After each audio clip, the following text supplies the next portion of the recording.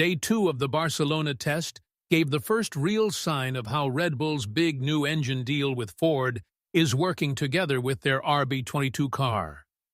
Even though the weather changed super fast, from dry to really wet in just minutes, Max Verstappen still got a fast lap of 1 minute 19.580 in a short morning window, so he was the quickest of the day. Being 0.8 faster than Ferrari's Charles is not just a cool headline. It shows how good and efficient the whole Red Bull car is at handling the 2000 rules, where dealing with half the power coming from electricity will be the main fight. Verstappen getting quick speed right away from a brand-new engine that nobody has tested much before, and without needing a long time to get used to it, shows they are super ready. Lauren Mekies said that Verstappen's super accurate feedback lets the engineers change the engine settings right away while he drives, which is something very few teams can do now. While other teams are still trying to make sure their basic systems don't break, Verstappen has already started working on making things even faster. But does this early lead hide bigger long-term problems with reliability since the engine is all built inside Red Bull at Milton Keynes? We will look closely at the data from every part of the track to see exactly where the RB22 is gaining its speed. So, stick around until the end. If you want to follow all the technical stuff from this important week in Barcelona, think about subscribing to the channel. The mood at the Circuit de Barcelona-Catalunya on Tuesday was careful and smart because the sky looked dark and heavy rain was coming, so teams had to be picky about when they drove. Only Red Bull and Ferrari decided to go out on track, while teams like Mercedes, McLaren, and Audi saved their limited test days for nicer weather. That gave Verstappen a clear track to really test the RB22, even though he had a quick red flag when he slid off into the gravel at turn 5 on his first lap out. He got back on track fast, showing that even a 4-time champion sometimes needs a second to feel the limits of a totally new aero design. His next 27 laps were perfect for collecting data. He led the morning with times around 1:20, finally setting that 1:19.580 before the rain came down hard. That lap was almost 2 seconds slower than what his teammate Yuki Tsunoda did on the first day. But with much cooler track temps and wet air, it was the best real lap we've seen this week so far. Lauren Mekies, who helped a lot in Red Bull's comeback after a tough 2025 season, talked openly about why Verstappen is so important in this new time. Mekies said Verstappen gives 3 big advantages in the car. First is his non-stop hard work that fires up the whole engineering team at Milton Keynes, especially after big changes when Helmut Marko left. Second is his amazing feel for how the car moves, so he can tell exactly how the engine's power changes the car's balance. Finally, Mekies talked about what he calls extra brain power. Verstappen isn't only driving, he's thinking through the tricky energy rules for 2026, where the electric part of the engine goes up to 50%. As Mekies said, Max can guide the team better than anyone, and he's part of every check, every plan, and every risk the team looks at. This strong mind isn't new. His old teammate Alex Albon already said Verstappen's better brain power is a big reason he wins. Even his performance coaches link it back to special karting training his dad Jos made, which helped him get great at dealing with high-pressure tech stuff.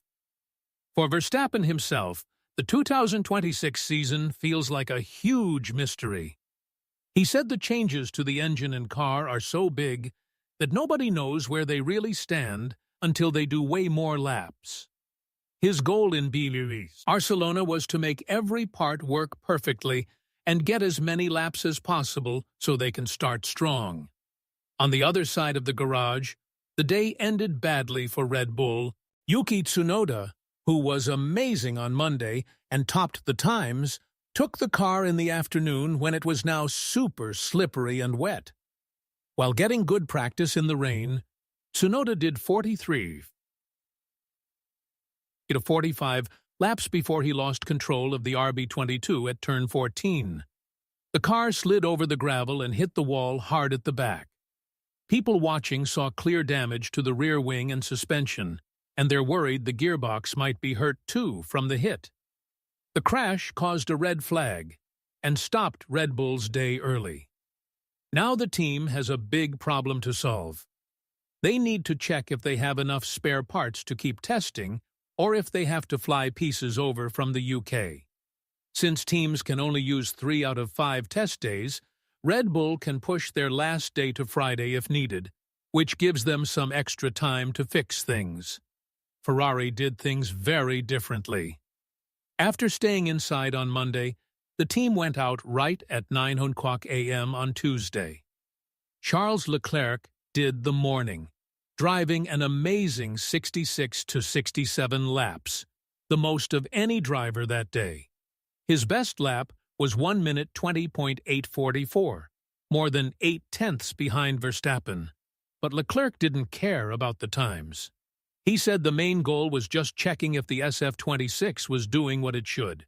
He said even with the rain, they finished their plan, caring more about the new parts than fast laps. This matches the careful hope inside Ferrari as they try to come back from 2025 when they didn't win any races and dropped to 4th place. Leclerc sounded excited about the 2020 rules, seeing them as a great chance to try new ideas and get Ferrari back on top. In the afternoon, all eyes went to Lewis Hamilton, who drove in Ferrari red for the first time officially at a public test. Hamilton's time was about checking systems in the wet. He had a small slide into the gravel too, but nothing big like Tsunoda's crash. His best lap of 1 minute 32.872 showed how heavy the rain was, and how careful the team was for his first drive in the new car. The fact that only Ferrari and Red Bull went out in the bad weather shows their different ways of working. Ferrari had to check their data from earlier tests, while Red Bull wanted to really push the new Ford engine. In the background, all the other teams were watching everything closely.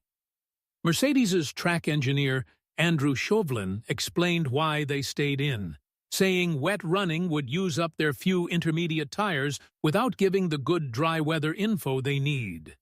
Other teams like Audi and Cadillac were fixing tech problems that came up on Monday. McLaren's staying away was maybe the most interesting. They chose to do more computer work with AVL in Austria instead of early track time, and their MCL40 probably won't show up until later in the week. As day 2 ends with all the rain and mess, the story is moving away from just who is fastest to how much the driver matters. The 2026 rules were made to let drivers have more say in how good the car is overall. And with Max Verstappen, Red Bull seems to have the perfect guy for this new car age. His way of joining every talk, every data check, and every risky choice the team makes means he's so connected that other teams will find it hard to copy. Even though Tsunoda's crash hints that the back of the RB22 might not be super stable and could be a weak spot, Verstappen's morning speed shows he can handle and drive around any built-in car issues. The deal with Ford is Red Bull's biggest bet ever, leaving a trusted engine maker to build their own completely.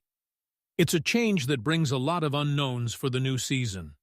If the RB22 turns out as fast as Verstappen's early lap hints, it could put them right back at the top of racing. If the reliability problems shown by the test stops keep happening, it could be a tough fight to get back.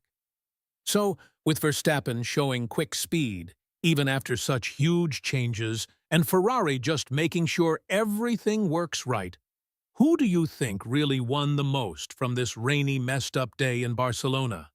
Is Red Bull's 3 big advantages with Max enough to beat the dangers of making their own engine? Or did Tsunoda's crash show a real problem in the RB22 that will cause trouble when the first race comes? Tell us what you think in the comments below, and we'll be back tomorrow with more updates from the track.